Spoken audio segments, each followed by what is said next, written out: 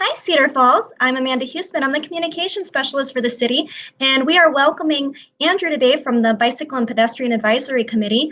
It is National Bike Month all May, and of course in Cedar Falls, it's National Bike Year. We love our Cedar Falls trails here, so we wanted to invite Andrew to discuss why Bike Month is important, the benefits of biking, and some safety tips as well. So welcome, Andrew. Yeah, thanks, Amanda, for having me on to represent the Bike Ped Committee. Yep, of course. Now, obviously, biking is a wonderful thing to enjoy in Cedar Falls, but why specifically is National Bike Month so important? Yeah, there are a few themes that make Bike Month important.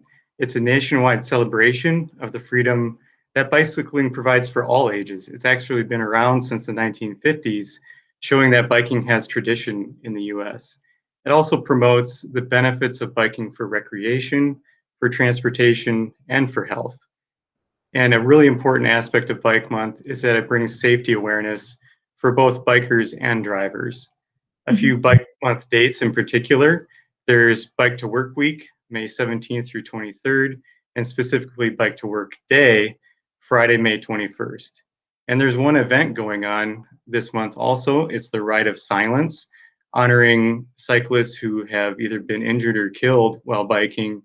And that event is Wednesday, May 19th, starting at 6 p.m. with registration at Overman Park. All right. And what makes Cedar Falls specifically, I mean, obviously we have a lot of great trails here, but what makes it such a great bike-friendly community? Well, Cedar Falls is well established as a bicycling community and as a destination for biking. In fact, RAGBRAI is coming through the Cedar Valley this July, and Cedar Falls is part of the Great American Rail Trail, and that's a cross-continent bike route all the way across the US.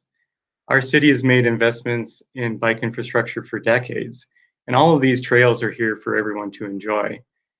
For resources, there's great nonprofit organizations and volunteer support. For example, there's the Cedar Trails Partnership. You can download some nice maps from them. The Cedar Valley Cyclist Group provides group rides on roads, and there's a Cedar Valley Association for Soft Trails where you can get to know our woods and do other group rides there. The Cedar Valley Bicycle Collective fills some unique needs in the community also, taking donated bikes, repairing them, creating an affordable option for bikers to get on bikes, and they do other outreach activities as well. But most of all, it's the cycling community that makes biking great here. There are many supportive people who make it easy to get involved. Yeah, definitely. So obviously some people enjoy going biking by themselves, but if you are interested in a group, there's lots of different people to meet. It's a wonderful way to get out and reach the community just by enjoying biking and sharing that with other people. So we're talking about like the benefits of biking, and obviously getting to know people is one of them. What are some other benefits of biking? Yeah, first off, it's fun. With the pandemic, last year, 2020 brought a lot more people outside, and we'd love to see that trend continue. There's the physical benefits of biking. It's a low impact activity, and yet you can go as fast or as slow as you want.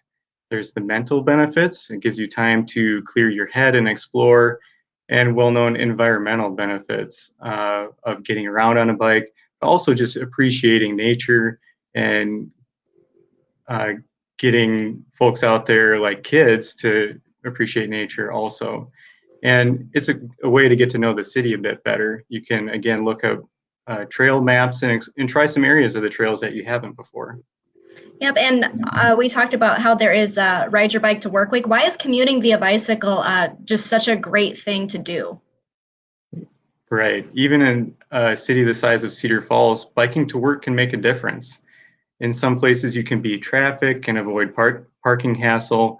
And again, the environmental benefits are wide ranging. Every time you don't start your car, it saves fuel and emissions. There's less wear and tear on the vehicles and the roads, makes those things last longer. And it's not just about biking to work, though. In fact, over half of all car trips in the US are less than 6 miles. And it's quicker to get around by a bike than you might think. There's many reasons to ride. We'd like people to think about biking to the bank or popping over to a friend's house. Running those little errands can start a shift in mindset and can impact those around you. For example, it's a goal of mine when I go back to the office to bike to work once a week. Mm-hmm. And so what are some of your favorite places to bike in Cedar Falls? I think of it in terms of both trails and destinations.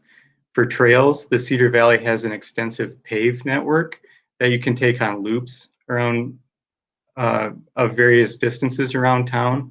Just a few of my favorites are around Big Woods Lake, Blackhawk Park, Washington Park, and George Wythe State Park. And in George Wythe, there's many miles of soft or dirt trails that are perfect for mountain bikers of all skill levels. And then for destinations, I think Cedar Falls downtown is probably the biggest attraction, but close behind are College Hill and UNI, College Square shopping area along University, which is now much more accessible with the newly constructed trail. And it's also only 7 miles to downtown Waterloo. So that's another good destination.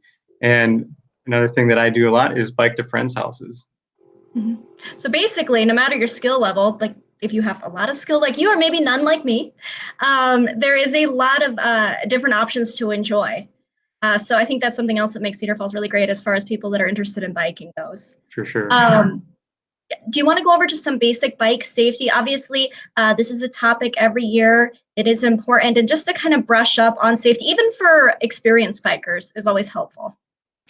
Yeah, I definitely encourage people to do some research, look up again organizations, just other online resources for bike safety to be thorough about it. But I'll go over a few things here.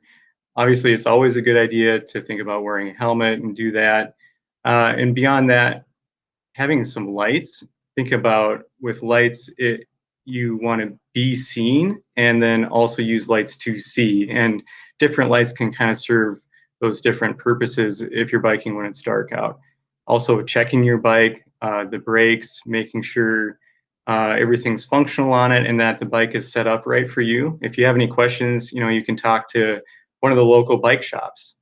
A Mhm. couple other things about being out there on a bike and safety wise is to announce or ring your bell when passing on the trail.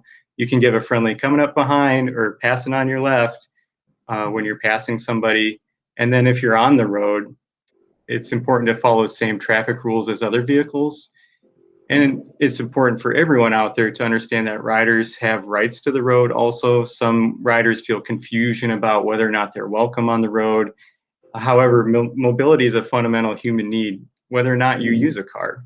So the Mhm. one thing we ask for drivers is to be on the lookout for riders and pedestrians. They're smaller objects than vehicles, a bit harder to see, so you need to be on the lookout. And then it's really important to slow down, wait for a safe opportunity to pass, and then move all the way over to the other lane before passing. Yes, those are always great things to brush up on, and obviously to teach your children as they grow about bike safety. That's a huge initiative to do when you're out there as a family. So, speaking of young children, I mean, how can parents help get them involved? Because obviously, biking it's beneficial health wise. It's great to get out in the fresh air. How can parents kind of help grow that interest in kids? Right. I think the big thing is to normalize it and make it something that you do as a family.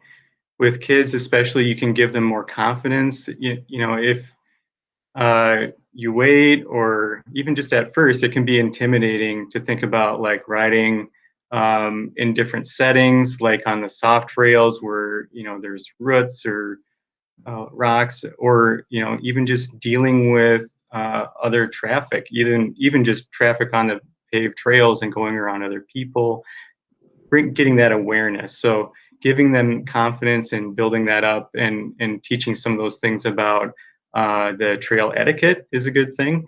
And with that, it can become a lifelong activity. So I think a good thing for parents to think about is just finding the level of activity that kids are currently comfortable with and building from there. Mhm. And just, to add on that a little bit, from our Bike Ped Advisory Committee, we just want people to get out there in general, everybody. You never know who else you'll inspire by trying something new yourself.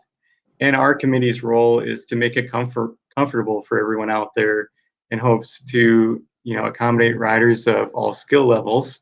And we hope that Bike Month in May opens the door to more people to bike throughout the year. Yes, definitely. So thank you, Andrew, for coming on and talking about Bike Month. Obviously, May is National Bike Month, but when you talk about bike safety, the benefits of biking, that's year round. So it's something that we hope that you have learned from and can share it with your family. Thank you, Andrew, for being with us today, and happy trails, Cedar Falls. Thanks so much, Amanda.